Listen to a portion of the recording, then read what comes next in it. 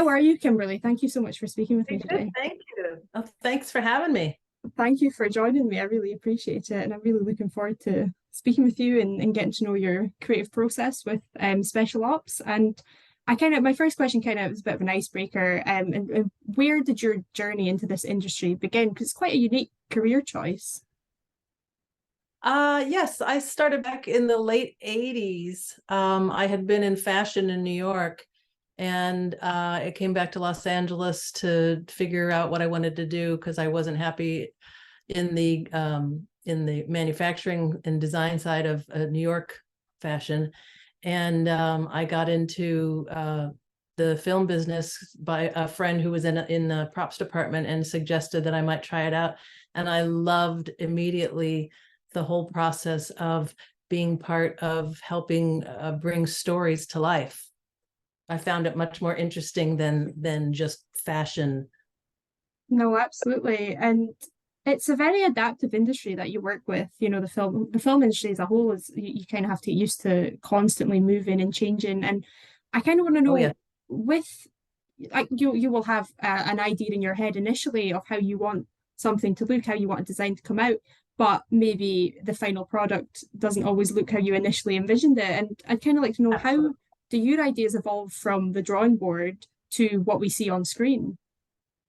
Well, I mean, every show is different, but this one, we really wanted to have the characters and the whole thing be grounded and down to earth, and that these people are real. We didn't want it to look like a TV show. And I really do approach all of my work like it's a feature, whether it's television or film. It's just, I was trained that way. And I'm grateful for that because it's very important to help move the story, because the costumes are part of the set, basically. And it's an exciting job to be able to be part of that process. And yes, a lot of times I might start things that we have one idea, and once things start evolving as actors come into the equation and fittings start to happen and you start to figure things out in a fitting room in front of the mirror, yes, things can evolve and change. But and that kind of was the case, but really with Zoe's character, with Joe, really trying to understand who this woman was, and her job, her family, and all of the worlds that she had to move between. So it was a really fascinating process to work with her, because really I believe that my initial visuals on her, Zoe wanted to kind of push the envelope a bit and discover a character who's not so typical of what we might have seen on other shows, in a very subtle way. And she was really great to work with, to really understand what made Joe real to an audience, and to how she felt about her character and who she is. Well, that's something I was going to touch upon is, how we're saying you want the characters to feel real. And I think physical appearance and how we dress is quite fundamental to who we are as people, how we identify. And I was saying to Absolutely. my friend before this, you just wake up in the morning and you put on, it's just natural, it comes natural to you. You put on what you feel represents you best. And I imagine for you, having to create this identity for someone who's yet to evolve, or we've yet to even see on screen, I imagine that can be quite challenging at times. And Oh, I'd like to sort of know how does your process go into creating this part of the character without seeing how the actor is going to maybe approach the material and see how they are going to develop over the course of a season or a movie? yes, I'm very much open in fittings, especially in the beginning of the fittings, to having a lot of different options to try to figure those things out. And Zoe and I had discussed the character before I went shopping for the character, and I usually do that with almost all the actors. We really like to kind of understand what they're thinking. I also have information from Taylor and from the directors on the shows of what they're thinking as well, and try to take all of that stuff and mix it into the choices that I bring into a room for them to be able to figure out what feels right, because it's really an emotional thing. I mean, I don't think all of us think of that, you know, when we're putting on our own clothes every day, but when actors are coming into a room to work on becoming a different character than they are themselves, it's a really fascinating process to kind of give enough for somebody to have those little bones that get them to, you know, have an idea, and things then from there can sometimes, you know, we just might nail it right there with everything we have in a room, or things might start to evolve.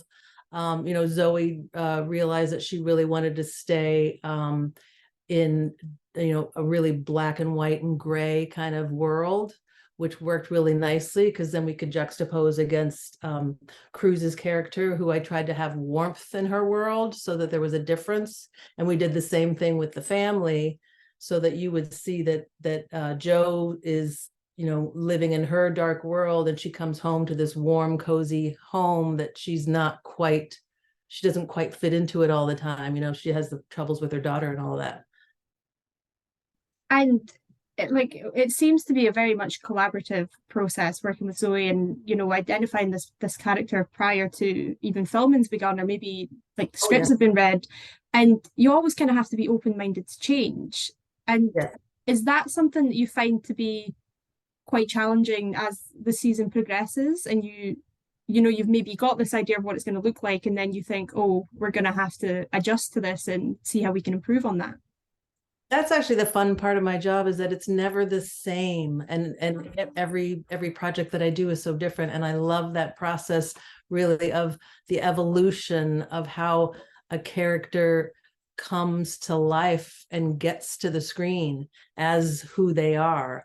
You know, and I of course it's challenging, but I find it quite fascinating, really interesting, and you know, I've been doing this for 35 years, and you just learn to, you know, roll with things, and, you know, nothing is set in stone.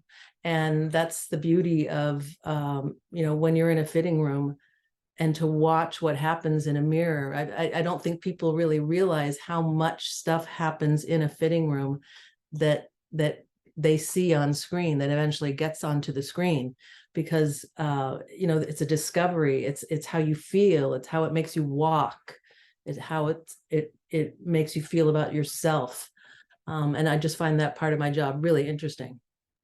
And what can you tell me about the importance of this collaboration, and at which stage do you get the actors involved with this? Is it right at the beginning, or is it some, you know, I imagine it's always ongoing. Can you tell me a little bit about that?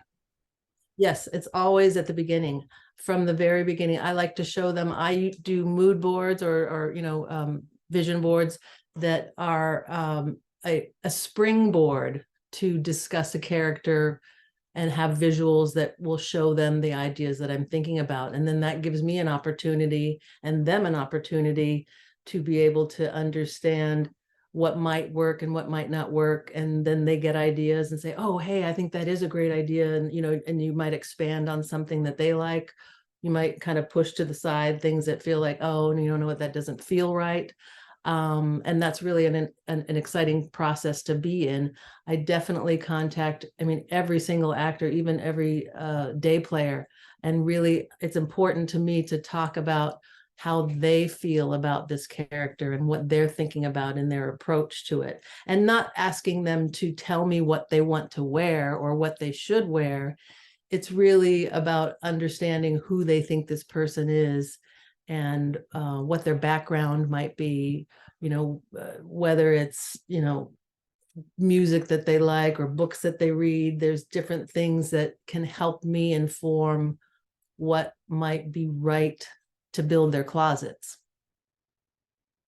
And sort of tied into that a little bit, it's always important to incorporate elements of realism into these costumes, especially with with a show like this, because you'll always have, you know, that niche group of viewers who are ready to tear it apart at every little tiny bit. And it might go unnoticed by the casual viewer, but is that also something that you find, is that always in the back of your mind when you are creating these, or do you just kind of zone it out, get to No. it?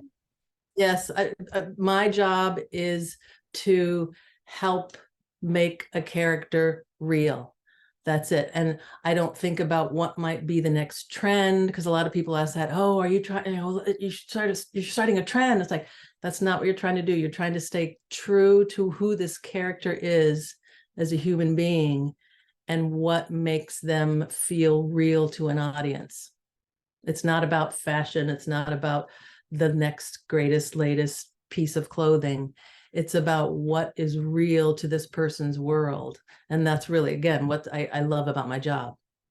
Well, thank you very much for speaking with me, Kimberly. It's been an absolute pleasure getting to chat with you and understand your process. It's something that I've not really been aware of before, but it's always something that you notice without really being aware of noticing it, if that makes sense, right, in a very odd way. No, but it's totally fascinating. And again, thank you so much for speaking with me this evening. Welcome. It was a pleasure.